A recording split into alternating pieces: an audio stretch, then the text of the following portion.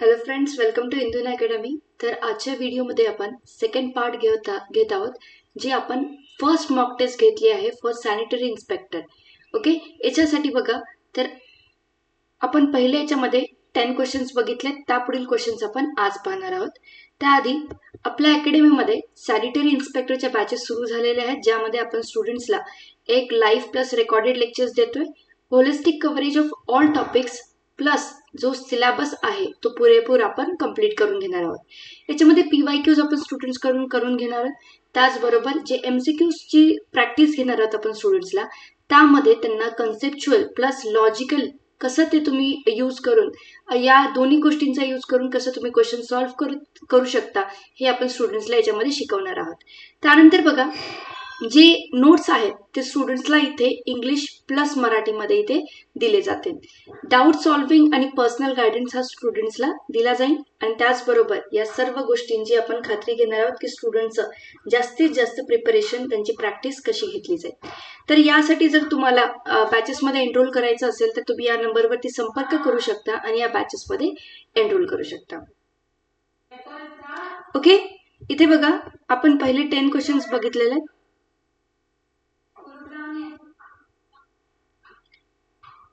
Question number 11. Which body is responsible for the regulation of medical education in India? म्हणजे medical regulation साठी कोणती regulation ची body आहे जी काय करणार आहे, मेडिकल एज्युकेशन साठी रिस्पॉन्सिबल आहे इन इंडिया. तर याचं करेक्ट आन्सर असणार आहे national medical commission, option number 2. Okay, जर तुम्ही आपण जे अजून PYQची क्वेश्चन सॉल्व्ह केलेले आहेत, त्याच्यामध्ये मुंबई महानगरपालिका 2025चा जो सॅनिटरी इन्स्पेक्टरचा पेपर आहे, त्याच्यामध्ये हा क्वेश्चन इनडिरेक्टली तुम्हाला विचारलेला आहे. जर तुम्ही फर्स्ट टॉपिक जर कंप्लीट करत असाल, ज्याच्यामध्ये काय structure of public health care system in India, जर याच्याबद्दल तुम्ही अभ्यास करत असाल तर तुम्हाला माहिती पाहिजे जे काही पब्लिक हेल्थ केअर सिस्टीम आहेत त्यांच्यामध्ये जे त्यांचं एज्युकेशन डिसाईड करणं, मेडिकल स्टुडंटचं सिलेबस डिसाईड करणं, त्यांच्या ट्रेनिंगबद्दल, या सर्व गोष्टींची गाईडलाईन्स कोणी दिले जातात, नॅशनल मेडिकल कमिशनने दिले जातात. Okay, now question number 12. The sub-center is the most peripheral institutional outpost of health administration. It is manned by option 1, 1 doctor and 1 nurse, option 2, 1 ANM and 1 male health worker, option C, 2 doctors and option D, 1 pharmacist. याच्यामध्ये बघा, पहिले elimination कसं करायचं आपल्याला. Okay, जरी तुम्हाला answer माहित असेल वेल अँड गुड, जर नसेल माहिती तर याच्यामध्ये तुम्ही एलिमिनेशन कसं करू शकता. 1 फार्मासिस्ट असून फक्त चालणार नाही, जो गोळ्या देतोय त्याचं काही काम नसणार आहे इथे. फक्त 2 डॉक्टर्स असं तुम्ही कुठेच रीड केलेलं नाही नोट्समध्ये. इथे बघा, 1 डॉक्टर अँड 1 नर्स आपण कुठे स्टडी करतोय, सब सेंटर मध्ये. ऑप्शन नंबर 12 चं करेक्ट आन्सर आहे 1 ANM and 1 male health worker. Okay, option number 2 is the correct answer. Now question number 13. Which of the following is a national health program aimed at controlling tuberculosis? Tuberculosis controlling साठी कोणता national health programme आहे? NVBDCP, NLEP, NTEP आणि NPCB. तर इथे काय, option number C, NTEP. जर तुम्ही national programme for tuberculosis eradication programme किंवा जर तुम्ही असं लॉजिक लावलं तर तुम्हाला ते काय येणार आहे. आता जर तुम्ही इथे बघत असाल ट्युबरक्युलोसिसचा T जो आहे तो इथे ऍटलीस्ट एका याच्यामध्ये तरी पाहिजे ना, तर याच्यामध्ये तुम्ही असं बघू शकता की T आहे. आता NTEP याचा फुल फॉर्म काय आहे याचा तुम्ही मला आन्सर कमेंट बॉक्समध्ये द्यायचं आहे. Okay, question number 14. The health management information system in India is manned by option A, state governments only, B, Ministry of Health and Family Welfare, C, World Health Organization India and D, ICMR. तर question number 14 चं correct answer बघा is option number B, ministry of health and family welfare. तर इथे मी तुम्हाला सांगितलं होतं, ज्यावेळेस lecture आपण काल बघितलेलं आहे त्याच्यामध्ये सांगितलेलं की ज्या वेळेस आपण हेल्थ मॅनेजमेंट इन्फॉर्मेशन सिस्टीम किंवा हेल्थ रिलेटेड ज्यावेळेस एक अप्पर ऑर्गनायझेशन किंवा हेड ऑर्गनायझेशनचं ज्यावेळेस ऑप्शन चेक करतो तर याच्यामध्ये काय करायचं आपल्याला ते आन्सर करेक्ट मारायचं आहे. तर कोणी बनवले जातात? Ministry of health and family welfare. Okay. जो सेक्शन 2 आहे तो काय आहे? Responsibilities of health departments in urban local bodies. ज्यावेळेस आपण हा पार्ट कंप्लीट करतोय त्याच्यामध्ये आपण क्वेश्चन्स बघणार आहे की कशा रिलेटेड आहे. जर तुम्ही हा टॉपिक कव्हर केलेला असेल तुमच्या लेक्चर्समध्ये तर तुम्ही हा ऑप्ट प्रॉपरली करू शकता. इथे बघा क्वेश्चन नंबर 15 काय आहे? Urban local bodies are responsible for public health under which schedule of constitution. कोणत्या शेड्यूलच्या अंडर? हा तुम्ही याच्या पॉलिटीचा पण क्वेश्चन समजू शकता किंवा एक आपला टेक्निकलचा पण क्वेश्चन समजू शकता. 6th schedule, 9th schedule, 12th schedule आणि 11th schedule urban local bodies. बघा काय असणार इथे करेक्ट आन्सर? क्वेश्चन नंबर 15चं करेक्ट आन्सर आहे 12th schedule. Okay. Correct answer काय? Option number C. आणि कोणतं कॉन्स्टिट्युशनल अमेंडमेंट ऍक्ट याच्यासाठी होतं? याच्यासाठी आहे हे तुम्ही मला सांगायचंय कमेंट बॉक्समध्ये. ओके. कॉन्स्टिट्युशनल अमेंडमेंट ऍक्ट याच्यासाठी कोणतं आहे आणि 12th शेड्यूल याचा करेक्ट आन्सर आहे. आणि 11th शेड्यूलने कोणते ऍड केलेत हे पण मला कमेंट बॉक्समध्ये सांगा. Question number 16. The health officer of municipal corporation is technically designed as civil surgeon, chief medical officer of health, C option district health officer, option D sanitary inspector. तर बघा याचं करेक्ट आन्सर काय आहे? Chief medical officer of health. Option number B is the correct answer. कालच्या लेक्चरमध्ये आपण हे बघितलेलं आहे की health officer of municipal corporation is typically designed as. याला काय म्हटलं जातं? Chief medical officer of health. Now question number 70. Which of the following is not a function of urban health departments? 1. Solid waste management. 2. Maintenance of health and death records. Defense procurement. And 4th, vector control. याच्यामधलं कोणतं नाही हे तुम्हाला सांगायचंय. खूप छान questions आहेत. एकदम appropriate यांनी तुमच्या कन्सेप्ट एकदम प्रॉपरली क्लिअर होणार आहेत. याच्यामध्ये बघा अर्बन हेल्थ डिपार्टमेंट्स आपण यांचं फंक्शन बघितलंय, यांचे रोल्स बघितले. तर याच्यामध्ये जे रोल्स आहेत त्याच्यामध्ये कोणतं नाही तर डिफेन्स प्रोक्युअरमेंट हे नसणार आहे. ओके. सॉलिड वेस्ट मॅनेजमेंट हा रोल असतो पब्लिक हेल्थ डिपार्टमेंटचा. Maintenance of birth and death records हे सुद्धा असणार आहे. आणि वेक्टर कंट्रोल कोणता? ज्यावेळेस कम्युनिकेबल डिसीजेस आपण बघतो त्या कम्युनिकेबल डिसीजेसमध्ये असे काही डिसीजेस असतात ज्यावेळेस जे स्प्रेड होत आहेत ते एका वेक्टरमुळे होतात किंवा एक ऑर्गॅनिझम असतो जो काय करतोय एका इन्फेक्टेड पर्सन मधून तो व्हायरस घेऊन एका अनइन्फेक्टेड मध्ये टाकणार आहे. तर याचं काम कोण करतात? ॲज अ वेक्टर हे मॉस्किटोज असतात. कशामध्ये बघितलंय? मलेरिया, डेंग्यू, चिकनगुनिया या केसेसमध्ये हे मॉस्किटो ॲज अ वेक्टर म्हणून काम करतात. बघा question number 18. Birth and death registration in urban area is the responsibility of. Already तुम्हाला मागच्या याच्यामध्ये कळालं असेल की रिस्पॉन्सिबिलिटी कोणाची आहे. जे बर्थ रेकॉर्ड्स, डेथ रेकॉर्ड्स हे केले जातात ही कोणाची रिस्पॉन्सिबिलिटी आहे? Option A state government hospitals, B urban local bodies, C district magistrate आणि ऑप्शन डी तहसीलदार. बघा एक मिनिट पॉज घ्या. याचं करेक्ट आन्सर काय असू शकतं? आपण क्लासमध्ये काय शिकलोय आणि याच्या रिलेटेड कशा प्रकारचे क्वेश्चन्स येऊ शकतात? तर तहसीलदार आहे का? नाही. District magistrate? No. State government hospital? नाही. तर इथे करेक्ट आन्सर काय? अर्बन लोकल बॉडीजचं हे काम असणार आहे about death and birth registration in urban areas. तो question number 19. Swachh Bharat mission urban is primary aimed at building roads, eliminating open defecation and improving solid waste management, providing drinking water, constructing hospitals. आता बघा नाव जरी एखाद्याला माहिती असेल खूप छान, जर नसेल माहिती तर बघा स्वच्छ म्हणजे काय? क्लीन. भारत मिशन याच्यामध्ये बिल्डिंग रोड्स असू शकतं का? क्लीन रोड्स त्यावेळेस तरी तुम्ही थोडा विचार केला असता पण बिल्डिंग रोड्स तर नसणार आहे.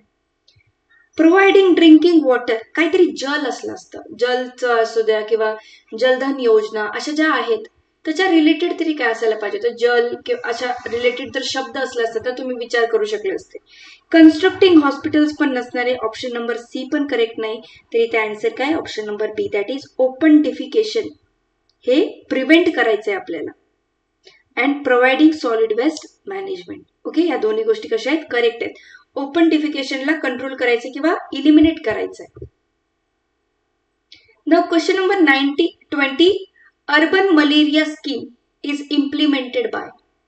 क्वेश्चन खूप चांगले आहेत, तर तुम्हाला काय करायचंय ते फक्त क्वेश्चन प्रॉपरली रीड करायचंय. आन्सर काय असू शकतं, जरी तुमचा आन्सर चुकत असेल तर इथे तुम्हाला काय करायचंय की करेक्ट आन्सर बघायचंय आणि हे जे पॉईंट्स तुमच्याकडे नसतील तुमच्या नोट्समध्ये ते तुम्हाला ते पॉईंट्स तुमच्या नोट्समध्ये ऍड करायचे. Urban malaria scheme is implemented by state government, urban local bodies, central government directly and NGOs. कोण इम्प्लिमेंट करणार आहे? जरी तुम्हाला माहिती असेल या जर अर्बन मलेरिया स्कीमच्या ऐवजी दुसरी कोणती स्कीम असेल आणि तिथे लिहिले असेल की कोणी इम्प्लिमेंट केली जाते, तर याचं तुम्हाला आन्सर कसं फाइंड आउट करायचंय? बघा, एनजीओज कोणत्या स्कीम इम्प्लिमेंट करून घेतात का, तर नाही. आता इथे सांगितलंय सेंट्रल गव्हर्नमेंट डिरेक्टली, तर सेंट्रल गव्हर्नमेंटकडे एवढे जास्त काम आहेत पण एक स्कीम इम्प्लिमेंटेशनचं काम सेंट्रल गव्हर्नमेंट करेल का? तर पहिल्या याच्यामध्ये तुम्हाला वाटेल, डाऊटफुल वाटेल. तर डिरेक्टली आहे म्हणजे स्वतः ते करणार आहे. असं पण नाही की सेंट्रल गव्हर्नमेंट स्टेट गव्हर्नमेंटला सांगते की तुम्ही इम्प्लिमेंट करून घ्या, तर नाही. तर इथे करेक्ट आन्सर हे नसणार आहे. ओके, ऑप्शन हा रॉंग आहे. तर तुम्हाला दोन ऑप्शन्स आहे इथे. एक तर आहे स्टेट गव्हर्नमेंट आणि अर्बन लोकल बॉडीज. आता नावामध्ये पण अर्बन आहे, अर्बन मलेरिया स्कीम. याच्यामध्ये तुम्हाला करेक्ट आन्सर कसं शोधायचंय बघा. पण ज्यावेळेस तुम्ही हेल्थ केअर याच्यामध्ये बघता, स्टेट गव्हर्नमेंटच्या खाली कोणत्या बॉडीज असणार आहेत, अर्बन लोकलच्या याच्यामध्ये या अर्बन लोकल बॉडीजमध्ये हेल्थ डिपार्टमेंट्स असणार आहेत जे हे काम करतात. ओके, कोणत्याही स्कीमचं इम्प्लिमेंटेशन करून घेणं किंवा बाकीचे जे आपण गोष्टी पाहिलेल्या आहेत त्या सर्व गोष्टी. तर इथे option number B is the correct answer. Now question number 21, the primary responsibility for maintaining sanitation in urban slums falls under. Sanitation in urban slums falls under police department, revenue department, urban local bodies आणि state health departments. Question number 21. आता ज्या प्रकारे तुम्हाला नोट्समध्ये दिलेला आहे किंवा लेक्चरमध्ये सांगितलंय त्याच्यानुसार जर तुम्हाला आन्सर येत असेल तर खूप चांगली गोष्ट. जरी नसेल येत तर तुम्हाला आता मी जे वरती सांगितलंय कशा प्रकारे तुम्हाला सॉल्व्ह करायचंय त्याच प्रकारे इथे तुम्हाला हे करायचंय. परत बघा कशा प्रकारे आपण सॉल्व्ह करू शकतो. रेव्हेन्यू म्हणजे काय, इन्कम टॅक्सेस किंवा ह्या सगळ्या गोष्टी जिथून काय करणार आहे, स्टेटला किंवा कंट्रीला रेव्हेन्यू मिळतो म्हणजे पैसा मिळतो. ज्या काही गोष्टी आहेत हॉस्पिटल चालवण्यासाठी, रोड कन्स्ट्रक्शनसाठी, या सगळ्यांसाठी जो पैसा हे करणार आहे देणार आहे ते टॅक्सेशन. आता हा काम स्लम्समध्ये सॅनिटेशन मेंटेन करण्याचं, टॅक्सेशन कलेक्ट करण्याचं किंवा रेव्हेन्यू कलेक्ट करण्याचे काही संबंध आहे का? हा ऑप्शन इलिमिनेट करा. आता इथे police department law and order maintain करायचं काम करतात, राईट? की म्हणजे कोणता लॉ असेल इम्प्लिमेंट केलाय, कोण तोडतंय त्याला, ह्या सगळ्या गोष्टींकडे लक्ष देण्याचं काम कोणाचं आहे, पोलीसचं.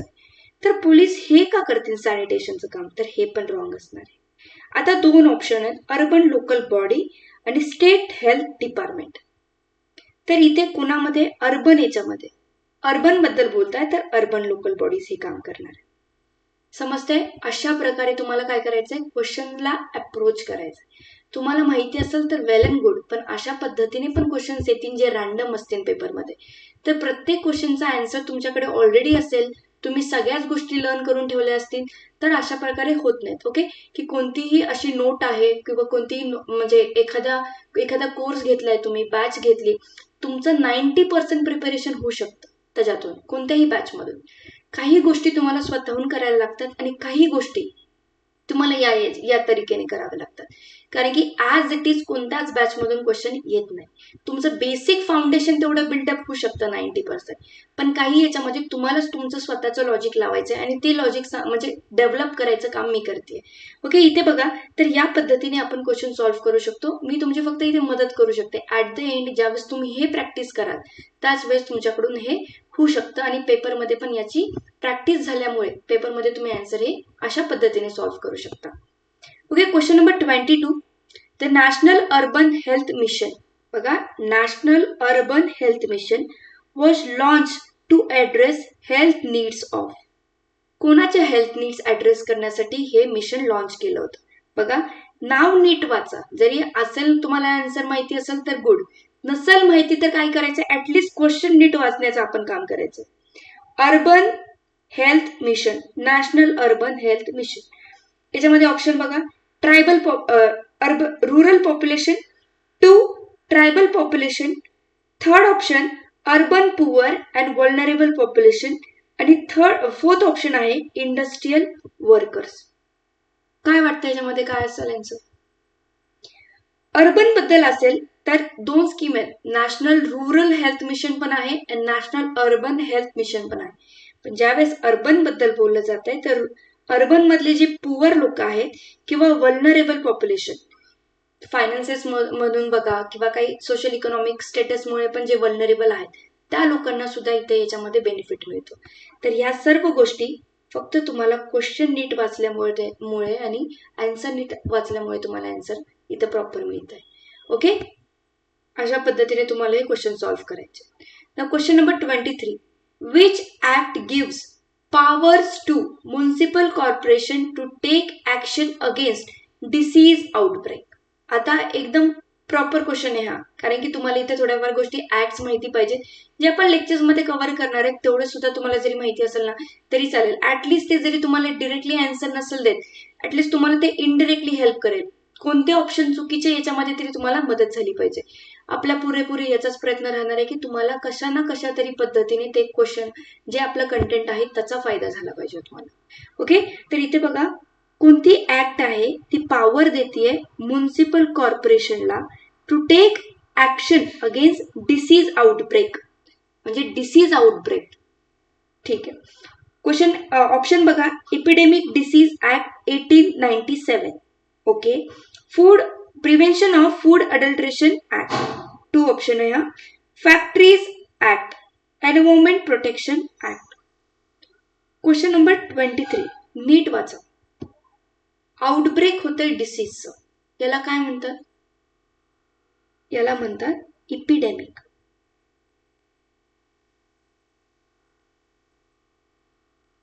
एखाद्या डिसीजच्या नंबरमध्ये वाढ होतीये. समजा आता कोविडच्या केसेसमध्ये बघा, पॅन्डेमिक बनायच्या आधी त्याला काय म्हटलं जात होतं? इपिडेमिक. म्हणजे आधी जरी असं नव्हतं की आधी कोविडच्या केसेस नव्हत्या, म्हणजे जर तुम्ही चायनामध्ये बघितलं, हा जो व्हायरस आहे तो काही प्रमाणामध्ये प्रेझेंट असायचा, पण त्याच्यानंतर त्याचं काय व्हायरुलन्स वाढल्यामुळे तो ओव्हरऑल वर्ल्ड पसरला. ज्यावेळेस वर्ल्ड वाईड असतं त्याला काय म्हटलं जातं? Pandemic. Pandemic, right.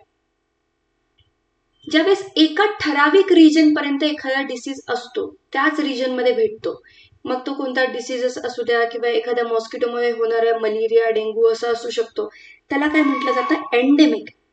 Endemic. Okay, आणि पॅन्डेमिक म्हणजे आधी सुद्धा तो डिसीज होता, पण आता काय होतंय, तो जास्तही होत आहे, म्हणजे त्याचा काय बोलतात, त्याचा नंबर जास्त झालाय, प्रिव्हॅलन्स झालाय, किंवा त्याच्यामध्ये त्याच्या डिसीज मध्ये वाढ होत आहे. लोकांमध्ये जो डिसीज मिळतोय त्याच्यामध्ये वाढ होत आहे, त्याला म्हटलं जातं इपिडेमिक. जरी तुम्हाला याचे अर्थ कळाले तरी सुद्धा तुम्ही आन्सर कसं सोडवू शकता बघा. बेसिक कॉन्सेप्ट वरती तुम्हाला जास्त भर द्यायचा आहे. इपिडेमिकचा अर्थ जरी तुम्हाला माहिती आहे, म्हणजे काय, आधी डिसीज होता पण आता त्याची वाढ होते, बस. आता क्वेश्चन परत रीड करा. आता कोणती ऍक्ट किंवा पॉवर देते म्युनिसिपल कॉर्पोरेशनला to take action against disease outbreak? Disease outbreak म्हणजे काय? आता त्याचा हे काय वाढलंय, त्याचा नंबर वाढलाय, म्हणजे आउटब्रेक झालाय त्या डिसीजचा, एवढंच आहे ना. तर त्याचा आन्सर काय? इपिडेमिक. या दोन्ही गोष्टींचे सेम अर्थ आहेत, म्हणजे काय, इथे option number 1 epidemic disease act. Prevention of food adulteration act फूडच्या रिलेटेड आहे, म्हणून आन्सर कट करा. Factories act wrong. Environment protection, जास्तीत जास्त तुम्हाला 2 गोष्टींमध्ये कन्फ्युज झालं पाहिजे होतं, ऑप्शन ए आणि ऑप्शन डी मध्ये. हे पहिलेच 2 ऑप्शन तुम्ही इलिमिनेट करायला पाहिजे होते, पण त्याच्यामध्ये जरी तुम्हाला एंडेमिकचा अर्थ माहित असेल तर तुम्ही ऑप्शन नंबर 1 मार्क करायचं. या पद्धतीने तुम्हाला फक्त इथे मार्क्स मिळवायचे. कोणत्या पद्धतीने तुमचा एकतर कन्सेप्च्युअल क्लॅरिटी पाहिजे आणि दुसरं लॉजिक यूज करून तुम्हाला काय करायचंय, आन्सर हे करायचं. इथे कोण नाही बघत बसणार आहे की तुम्हाला किती नॉलेज आहे किती नाही आहे, फक्त आपल्याला काय आन्सर करेक्ट पाहिजे. कोणत्या पद्धतीने, एकतर कन्सेप्च्युअल क्लॅरिटी नाही असेल तर बेस्ट, कारण की प्रत्येक गोष्ट तुम्ही रीड नाही करू शकत, एखादी गोष्ट विसरू शकता. त्यामध्ये हेच जे तुमचं बेसिक नॉलेज आहे त्याचा वापर करून अशा प्रकारे क्वेश्चन सॉल्व्ह करायचे. तिथे नाही म्हणायचं की मी आता पूर्ण ऍक्ट वाचलीच नाही, हे याच्यामध्ये आहे की नाही माहित नाही, पण लॉजिक यूज करा, थोडं डोकं, माइंडसेट, स्मार्टनेस यूज करा जरा. एपिडेमिकचा अर्थ सेम आहे, मग एपिडेमिक पण ते ओके, मार्क दिस, हेच फॉलो करायचं तुम्हाला. Question number 24. Food safety inspections in urban markets are primarily conducted by. Food safety inspection केले जात आहे कुठे, अर्बन मार्केटमध्ये. कोणी केले जाऊ शकतात, police, revenue officer, urban local health staff किंवा फूड सेफ्टी ऑफिसर आणि एनजीओज. बघा ऑप्शन्स रीड करा. पोलीसचं काम मी तुम्हाला वरती सांगितलंय, रेव्हेन्यू ऑफिसरचं काम पण सांगितलंय, एनजीओचं काम काय असतं, कुठे जाऊन इन्स्पेक्शन करणं का, कोणावरती दबाव टाकणं असणं काम असतं का एनजीओ वरती. Wrong. Is a correct answer urban local bodies, health staff आणि फूड सेफ्टी ऑफिस. कळालं. अशाच पद्धतीने तुम्हाला क्वेश्चन सॉल्व्ह करायचे. Question number 25. The process of registering births within how many days is mandatory under the Registration of Births and Deaths Act of 1969. आता हा question तुम्हाला कसा वाचला तरच तुम्हाला येणार आहे, तर अशा पद्धतीने कॉन्सेप्ट पण तुमच्या असल्या पाहिजे, तुमचे फॅक्ट्स पण लर्न पाहिजेत, आणि जिथे तुम्हाला ह्या गोष्टी हेल्प नाही करणार त्यावेळेस तुम्हाला लॉजिक यूज करायचं. बघा इथे क्वेश्चन नंबर 25 साठी ऑप्शन काय, 7 days, 14 days, 21 days आणि option D is 30 days. Question number 25 चा करेक्ट आन्सर काय आहे, option number C, that is 21 days. Okay.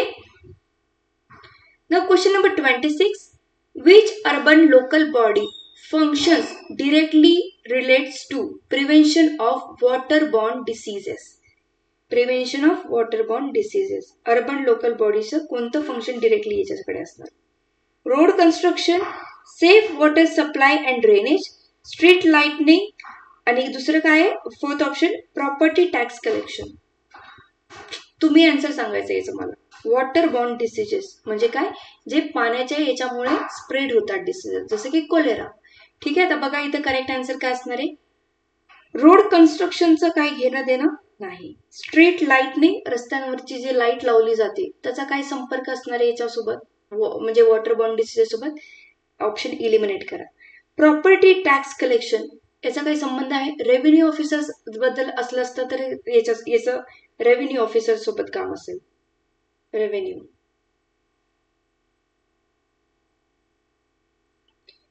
आता याचं काम काय आहे, सेफ वॉटर सप्लाय आणि ड्रेनेज.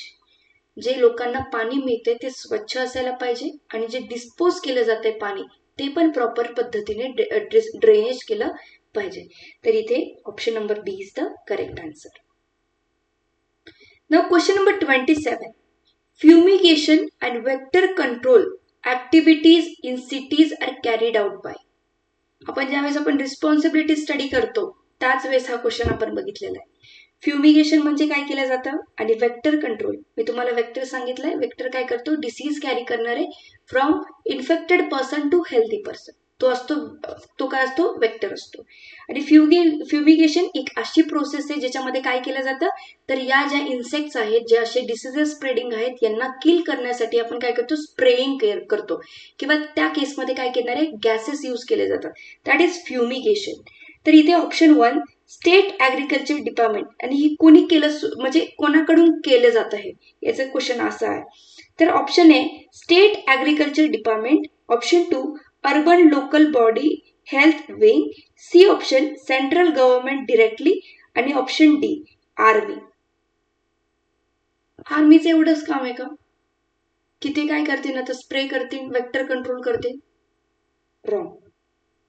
आता इथे directly, only, directly, is the only one, wrong answer. State agriculture department. Fumigation कुठे केलं जात आहे, अर्बन एरियाजमध्ये केलं जात आहे. कशासाठी, वेक्टर याच्यासाठी. Okay, option number B is the correct answer. हे आपल्या लेक्चरमध्ये आपण बघितलंय की एक सॅनिटरी इन्स्पेक्टरच्या रिस्पॉन्सिबिलिटीज काय असणार आहे की पब्लिक हेल्थ डिपार्टमेंटचं कुठे असणार आहे, लोकल अर्बन बॉडीजमध्ये यांचं काय काम असते हे आपण बघितले. त्याच्यामध्येच हा क्वेश्चन कव्हर केलेला आहे. Very good. जर तुम्हाला हा क्वेश्चन येत असेल, जर तुम्ही लेक्चर बघितलं असेल आणि त्याच्यामधून जर तुम्हाला क्वेश्चन सुटत असेल तर व्हेरी नाईस. पण जर नाही जमत आहे तुम्हाला, तर तुम्ही लेक्चर केलेलं नसेल, नोट्स प्रिपेअर नसतील केलेला, तर त्या केसमध्ये तुम्हाला कसं करायचं हे सुद्धा मी इथे सांगते. ओके, त्याच केसमध्ये तुम्हाला हे लॉजिक यूज करायचं. तो question number 28. Under which article of Indian Constitution are urban local bodies given constitutional status? तुम्हाला माहिती पाहिजे कोणत्या शेड्यूल मध्ये आहेत, शेड्यूल 12 मध्ये. ओके, तर कोणत्या इंडियन कॉन्स्टिट्यूशनच्या आर्टिकल मध्ये यांना काय केलं जातंय, एक कॉन्स्टिट्यूशनल स्टेटस दिला जातोय. कोणत्या आर्टिकल मध्ये? आर्टिकल 243, आर्टिकल 243P, आर्टिकल 356 आणि आर्टिकल 370. काय असणार आहे बघा इथे. ऑप्शन 28चं काय? इथे करेक्ट आन्सर सांगायच्या आधी मी तुम्हाला हे सांगतेय बघा. इथे आर्टिकल 370 तर सगळ्यांनाच माहिती असणार. ऑप्शन हा रॉंग आहे. ऑप्शन सी काय आहे, आर्टिकल 356 हा रॉंग आन्सर आहे. कशाचा आहे तो तुम्ही मला सांगायचंय कमेंट बॉक्समध्ये. आता बघा हे जे दोन ऑप्शन आहेत, आर्टिकल 243 आणि 243P, यांच्याकडे बघून तुम्हाला असं नाही वाटत का हे ऑप्शन तुम्हाला कन्फ्यूज करण्यासाठी दिलंय, म्हणजे करेक्ट आन्सर इथेच कुठेतरी असं तुम्हाला जर वाटत नसेल तर वाटलं पाहिजे. कारण की बघा इथे 243 आणि 243 म्हणजे याच दोघांमध्ये, म्हणजे ऑप्शन ज्यावेळेस पहिला टाकला असेल तर तुम्हाला काय केलं तिथे कन्फ्यूज. इथे 243च्या ऐवजी 253 पण टाकू शकत होते, राईट. पण हा ऑप्शन तुम्हाला कन्फ्यूज करण्यासाठी टाकलाय, म्हणजे या दोघांमधूनच आन्सर आहे, म्हणजे 50-50% ऍटलिस्ट तुम्हाला असं तरी वाटलं पाहिजे. तर इथे करेक्ट आन्सर काय, आर्टिकल 243P. हे माहिती पाहिजे की कोणत्या आर्टिकल नुसार या अर्बन लोकल बॉडीजला कॉन्स्टिट्यूशनल स्टेटस मिळाले, 243P. ओके, तर या पद्धतीने आपण सेक्शन 2 चे क्वेश्चन सॉल्व्ह केलेले, ज्याच्यामध्ये आपण काय रिस्पॉन्सिबिलिटीज ऑफ अर्बन किंवा लोकल हेल्थ बॉडीजचं किंवा अर्बन हेल्थ डिपार्टमेंटचे काय रिस्पॉन्सिबिलिटीज असतात हे आपण या टॉपिकमध्ये कव्हर केलेले आहेत. तुम्ही लेक्चर्स नक्की बघा याचे, आणि त्याच्यानंतर तुम्हाला या मॉक टेस्ट सॉल्व्ह करायचे, जेणेकरून जे तुम्ही स्टडी करताय तो कोणत्या पद्धतीने तुम्ही काय करताय, म्हणजे सॉल्व्ह कशा पद्धतीने क्वेश्चन सॉल्व्ह करताय हे तिथे तुम्हाला खूप मदत होणार आहे. हा सिलेबस खूप सोपा आहे खरं बघायला गेलं तर. फक्त जर तुम्ही सिलेबसला प्रॉपरली समजलं, त्याच्यामध्ये काय पॉईंट्स आहेत हे समजलं, कशा प्रकारे तुम्ही त्याचा यूज करू शकता एवढं जर समजलं तुम्हाला, तर ही एक्झाम क्लिअर करणं खरंच अवघड नाही. ओके, तर आपल्या अकॅडमीमध्ये आपण बॅचेस सुरू केलेले आहेत, ज्याच्यामध्ये आपण स्टुडंट्सला एक तर सिलेबस करून कंप्लीट करून देतोय, MCQची सॉल्विंग, PYQची सॉल्विंग करून देणार आहे. त्याचबरोबर नोट्स या इंग्लिश प्लस मराठीमध्ये स्टुडंट्सला मिळते. मॉक टेस्ट आपल्याला आपण सुरू करतोय, ज्याच्यामध्ये फक्त स्टुडंट्सला मॉक टेस्ट हवे असतील, पण मॉक टेस्ट आपण स्टुडंट्सला अवेलेबल करून देतोय. या बॅचेससाठी जे स्टुडंट्स इच्छुक असतील किंवा एनरोल करायची त्यांची इच्छा असेल तर दिलेल्या नंबरवरती तुम्ही संपर्क करू शकता आणि या बॅचेसमध्ये एनरोल करू शकता. थँक्यू. भेटूयात आपण पुढील व्हिडिओमध्ये.